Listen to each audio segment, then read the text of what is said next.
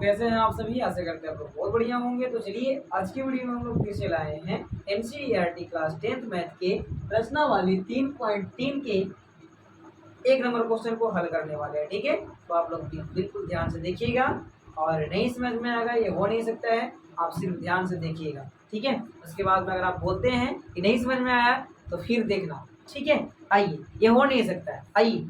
ठीक है, तो सबसे पहले बोला है कि निम्नलिखित रैखिक समीकरणों के युग्म को प्रतिस्थापन विधि से हल कीजिए। जो रैखिक समीकरण दिया गया है उसको हल करना है आपको प्रतिस्थापन विधि से। आप जान चुके होंगे विलोपन विधि, अगर नहीं जाने हैं तो मेरा प्लेलिस्ट बनाया हुआ है, उसमें जाकर चेक कीजिए। पांचों विधि से आपको बता दिया गया है कि कैसे समीकरण को हल करते हैं। ठीक है, तो आइए बिल्कुल आसान तरीका है, इसे भी समझ लेते हैं। चलिए, तो सबसे पहले प्रतिस्थापन का मतलब होता है प्रतिस्थापित करना। अगर आपको मान प्रतिस्थापित करना है मतलब कि पहले x का मान निकाल लेना है और उसके बाद में फर्स्ट अगर निकालोगे तो सेकंड में पुट कर देना है। आइए समझाते हैं, बिल्कुल ध्यान से देखिएगा, समझ में आ जाएगा। दो पार्ट को हल करेंगे और जो भी विशेष पार्ट हैं उसको आप लोग हल कीजिएगा, नहीं आता तो फिर से वीडियो लाएंगे। आइए समझते हैं, ध्यान से देखिएगा। कौन विधि से? तो प्रतिस्थापन विधि से। आइए समझते हैं। चलिए लिख देते हैं कि प्रतिस्थापन विधि से। किस विधि से? तो प्रतिस्थापन विधि से। तो प्रतिस्थापन विधि में होता है कि एक समीकरण से चलते हैं, लिख दो कि समीकरण फर्स्ट से, समीकरण फर्स्ट से। समीकरण फर्स्ट आपका ये है और सेकंड आपका ये है। चलिए समीकरण फर्स्ट क्या है आपका? तो x प्लस वाई बराबर 14, यही ना है। चलिए, तो इसमें क्या करना है, आप दो तरह से बना सकते हैं इसको।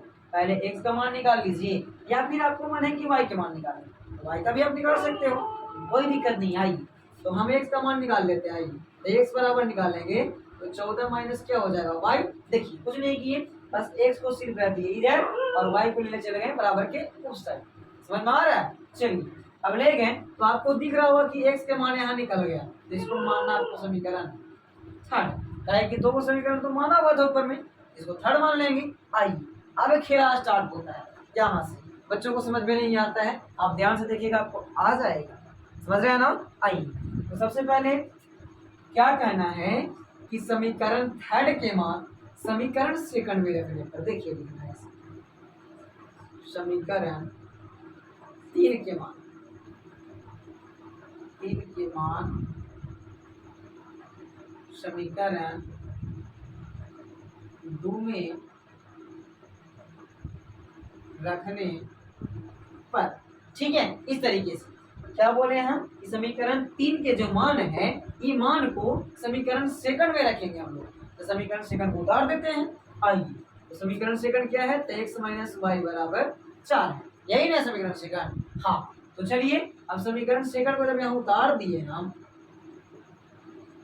तो क्या करना है कि x बराबर जो यहाँ पास आया है ना मान, ये x बराबर यही चीज को लिख देना है, ये पूरा जहाँ x है वहां पास। ठीक है, तो x की जगह पर क्या रखेंगे? 14 माइनस वाई, और माइनस वाई तो पहले से बराबर में 4। देखिए ध्यान से, खाली x के जगह पर ही 14 माइनस वाई लाए हैं यहाँ से।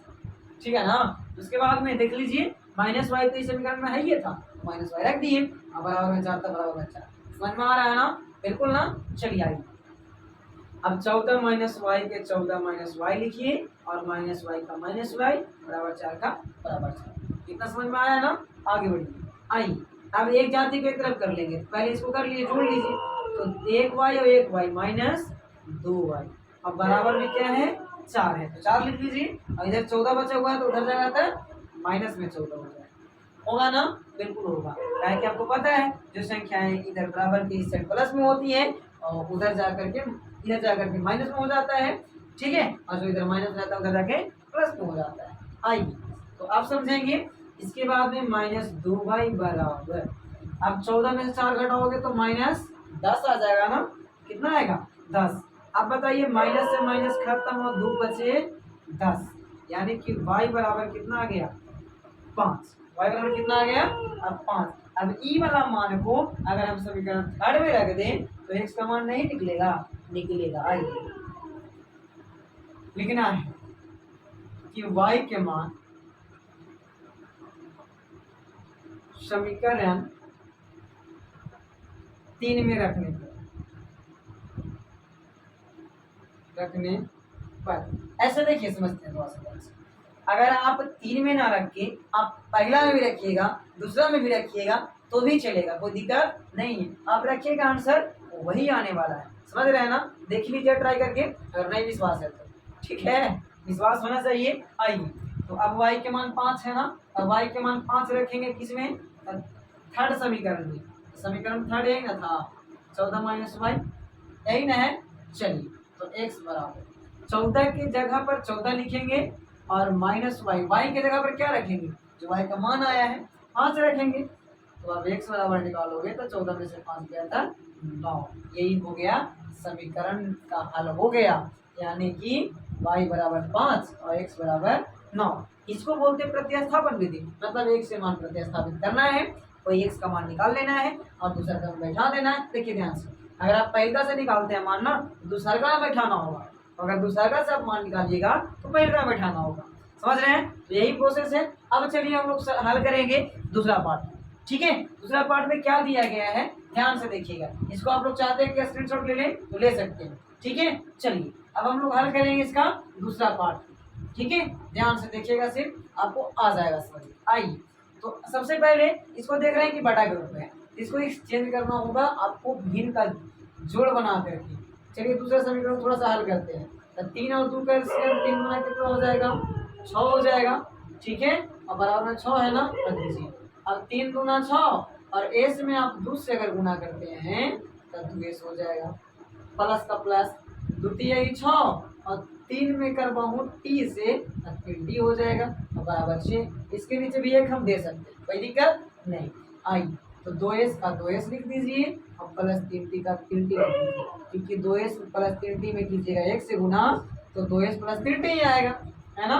बराबर 6 कितना होता है, 36 होता है, लिख देंगे ना। चलिए, अब इसको आपको मानना है समीकरण से, और ये हो गया आपका समीकरण फर्स्ट, समझ में आ रहा।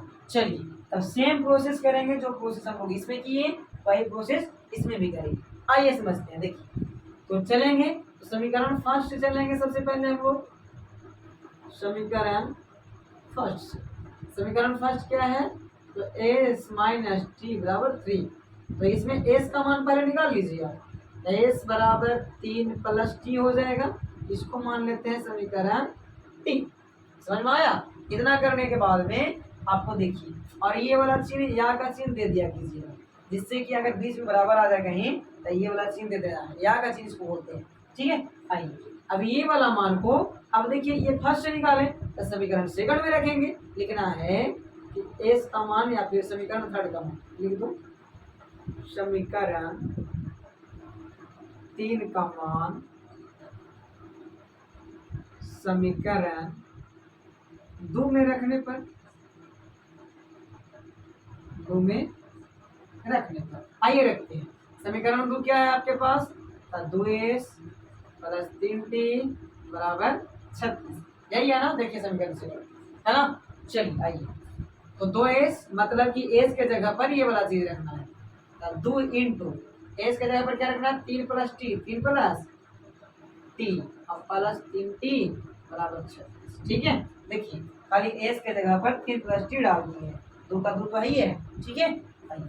और द्वितीय ये 6 हो जाएगा और प्लस 2 में टी से कीजिएगा तो 2t हो जाएगा और प्लस 3t का 3t बराबर 36 हो जाएगा, है ना। चलिए, अब टी को जोड़ देंगे तो 6 के 6 रहने देते हैं, नहीं। चलिए इसको कर लिखते हैं, 3 और 2 कितना हो जाएगा 5 और टी का टी, अब बराबर लिख देते हैं। तो बराबर में क्या है, 36 है और इधर 100 है, उधर जाता है माइनस में 100, है ना।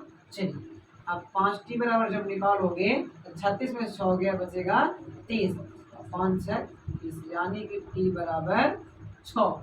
t बराबर कितना आ गया, अब 6 आ गया। तो ये अगर t के मान से है, हम अगर रखते समीकरण थर्ड में मैंने 3 में, आइए लिखना है t का मान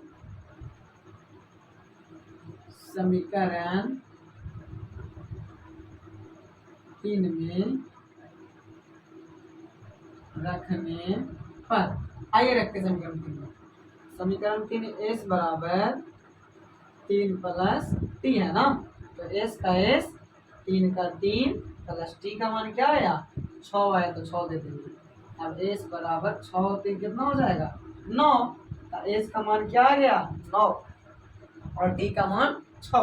ठीक है, तो आशा करते हैं ये वीडियो आपको बहुत बढ़िया लगा होगा। तो मेरे चैनल को सब्सक्राइब करें, लाइक करें और शेयर करें, ताकि हम इसी प्रकार की वीडियो हो आप लोग